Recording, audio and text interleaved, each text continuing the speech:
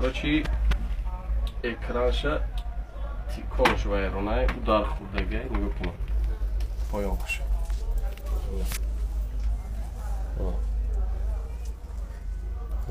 диди меканем ё ятша озод мекунем мақсад нехи озодш мекунем ятша фарқ надорад пирон мекунем бо пирон мекунем ина вақте ин тарафш ки кор кард маълум мешавад ки проблема дар ин тарафи экрана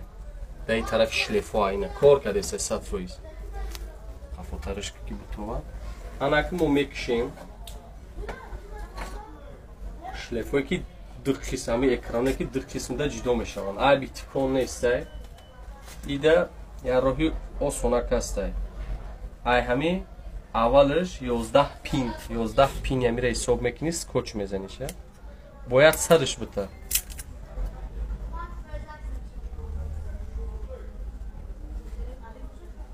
اینه خش میکنیم باز میبینیم نتیجهش میبینیم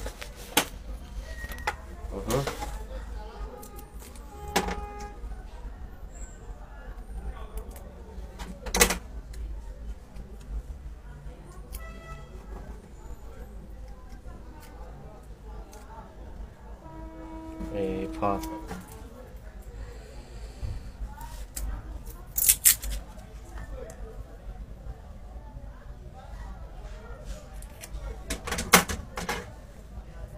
این نتیجه را یه جوی میبینیم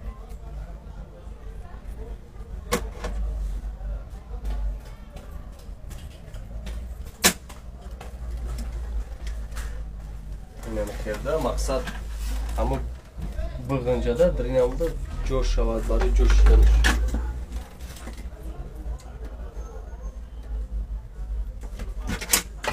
گیران میکنیم میبینیم نتیجه را اینا بچو دیدین این خیلی دفکتور هم هسته مقصد همه همی شلیف شیده نمیتونه اهمیتین با دقت کار کنین بعد بگین که شلیف رو باید سلامت باشه